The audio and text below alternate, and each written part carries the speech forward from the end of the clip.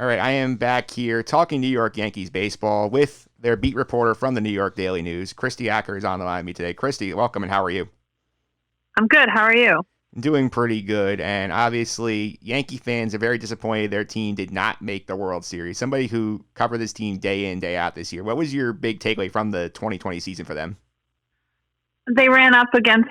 They were in a tough spot in a tough year, and ran up against a tough team in the Rays. Um, you know, I obviously the Rays are in the World Series. I think they were the best team in the American League. So, in a 60-game regular season, I think the Rays were kind of built for those kind of weird seasons, and I think that's what's happened. Yeah, I think that does make some sense. And obviously, they've gotten very close the past few years. They've gotten the playoffs every year since 2017. They've lost short of the World Series each time. Do you think there's something missing from this team, or do you think it's just a case of a bit of it's the format and they've gotten a bit unlucky? I think it's. I think you can look at any team and say there's stuff missing. I mean, obviously, if you look at the Rays now, they probably could use some more starting pitching, right? I think the Yankees have areas that they could certainly improve on, but I also think that it's hard to look at this season and take that much away or weigh it as heavily as past seasons. Obviously, they're close again. You don't know what would have happened in a 162 game season, so it's hard to say. I guess I would caution against jumping off the bridge after this season because it's kind of probably going to be an outlier. Yeah, it certainly is an outlier with the only 60 games and all of that. And obviously, one thing that came out this year was no fans, a big revenue loss for the Yankees. There have been rumblings going around the internet that maybe this might impact their ability to spend in this offseason. Have you heard anything in that regard? Well, they haven't actually set their payroll for next year, as far as I've heard. But there's a lot of I mean, there were indications even before the pandemic that they were looking to shed some payroll. Hal last year, I mean, at the press conference where he signed where they introduced Garrett Cole, was talking about the contracts that were coming off the books next year. So, and he's also gone on the record and said that they've lost more money than any other team. So it seems like it would possibly lead yourself to assume they're going to try to get under the luxury tax this year. Yeah, and obviously they have a big priority this offseason with DJ LeMay. He was hit free agency. They got him for a pretty affordable deal last time. This time is tricky, I think, because the market, you don't know what's going to be like in this COVID era free agency, and he has played very well, earned himself a raise. Do you get a sense of like how much they're willing to give him to keep him? I've talked to a couple other executives, not from the Yankees, and they're pretty convinced that he's going to get $20 million a year at least, and that he'll be one of the few players who gets paid this year that won't have to pay what they're calling the COVID tax. So I think they have to be willing to go to 20 to keep him. I think they might be. I think you probably will see them give him a qualifying offer in the next week and go from there. That gives them time maybe to do a little more negotiating. So I think they understand he is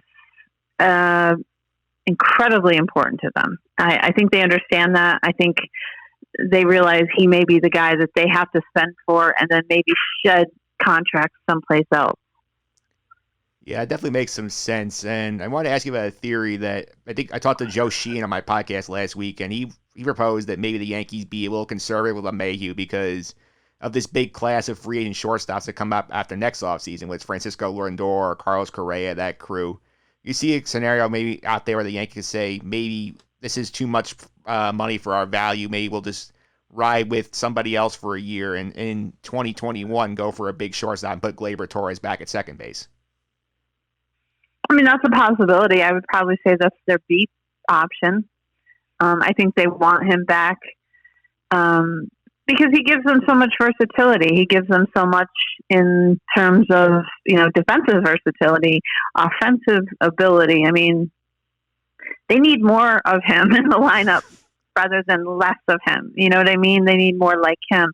But absolutely, you have to go in with more options than, just your A, and that could certainly be their B option. Yeah, and one area where they definitely feel like they are going to be exploring their B options is the catching position, because I know Aaron Boone and Brian Ketchup, how Gary Sanchez is going to be back next year. Do you think they're going to make a big push to bring in somebody to sort of caddy with him and push him for his playing time, or do you think they're going to rely on the guys they have in-house? I think that might be an area where they don't spend. I mean, how many years have they spent telling us that Kyle Higashioka could handle this? So, excuse me, I don't see them bringing in a catcher, no. They've also drafted catchers, I think, in the first round of their last 2 or 3 years. They have 2 catchers in their draft classes, which obviously they're a ways away. But I don't think they're going to invest heavily like a JT Realmuto in there. Maybe they bring in a veteran backup like they did this year to see what happens in spring training, like with Chris Iannetta.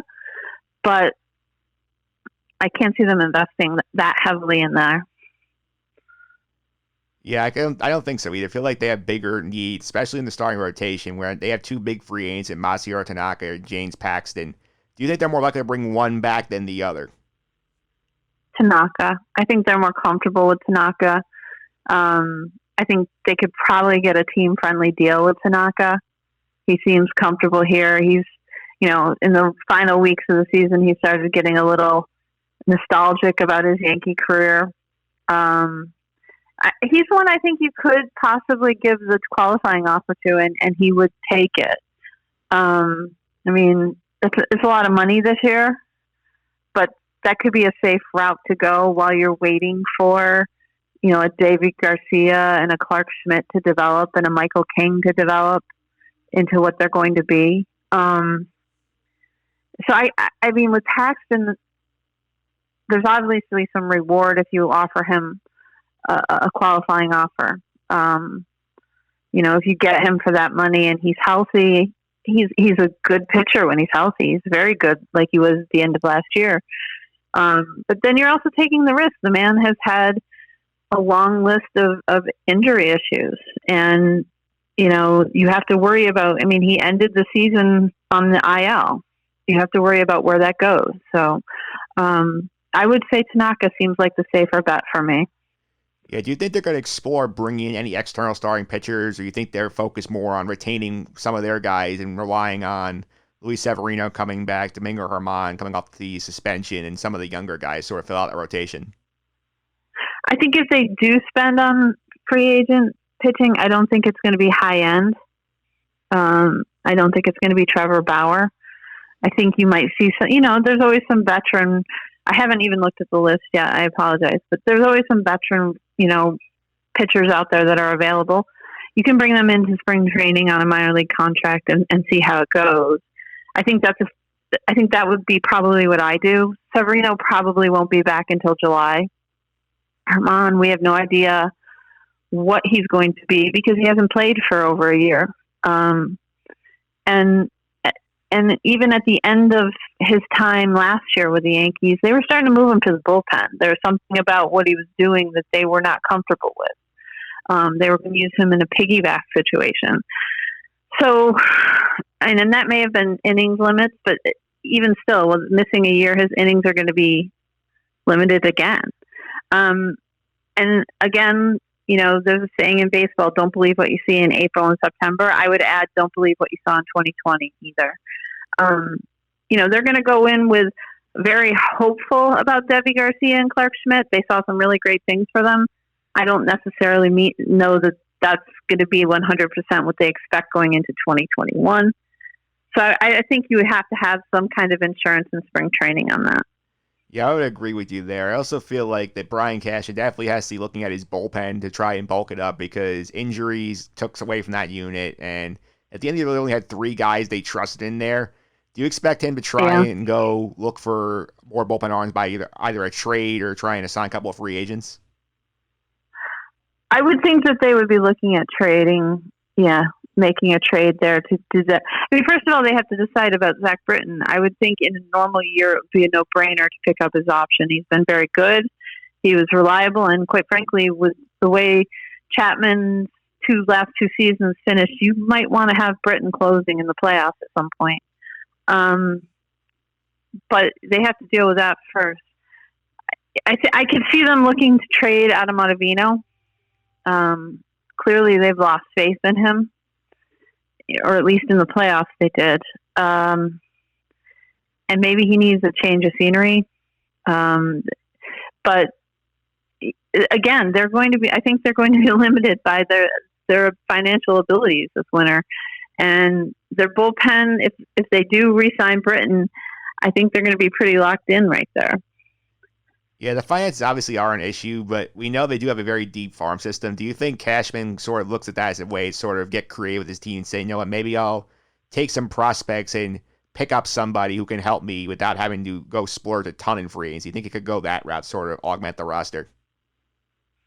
They could. I think that would be something you would see more in season. They've been stocking up on those on having those players for a while now. It's hard to say what they're going to do without knowing what they're going to do with Zach Britton. I think that's the first domino that has to fall, and all the rest will fall into place for the bullpen with that. Yeah, that's for sure. And my last question is about Aaron Boone because he got his fair share of criticism for the Game 2 move, and he's now been here 3 years. They haven't gotten the World Series yet. How much pressure do you think he's going to be under next season when the season starts? I think he'll be under some pressure. There's no doubt. The front office likes him. The ownership likes him. I don't necessarily know how much he needs to be taking the blame for the Game 2 decision. I think that was basically a group decision. So as much blame should go on Cashman and the analytics department as should go on Boone. I think the pressure will be there. I don't think it's, I think it would be the same as going into this year because I think you have to look at 2020 as a lost year either way. Teams went into playing this playoff saying that if somebody won the World Series, it would be legitimate and everything would be the same. And as soon as they lost in the playoffs, it's like, well, it was a lost year anyway. So, and you just can't judge what happened on 60 games as far as I'm concerned. Yeah, I agree with you there. Kristie, thanks for all the time today. I really appreciate it. Before I let you go, can you tell people how to follow your coverage of the Daily News and how to follow you on social media? You can find me at nydailynews.com on the sports pages, or you can find me at by Kristie Ackert on Twitter. All right, Kristie, thank you for all the time. I really appreciate it. No problem. All right, and there you have it. That was Kristie Ackert from the New York Daily News talking New York Yankees baseball. Interesting stuff there from Kristie. We get to see how their Yankee offseason plan sort of evolves from here, where we go after they get through some of their big decisions, like what to do with Zach Britton, whether to upgrade a catcher, how to address the rotation. All those things will be worth watching over the coming weeks. But up next, we'll do our NFL picks for week number 8 with Alex Fasano right after this.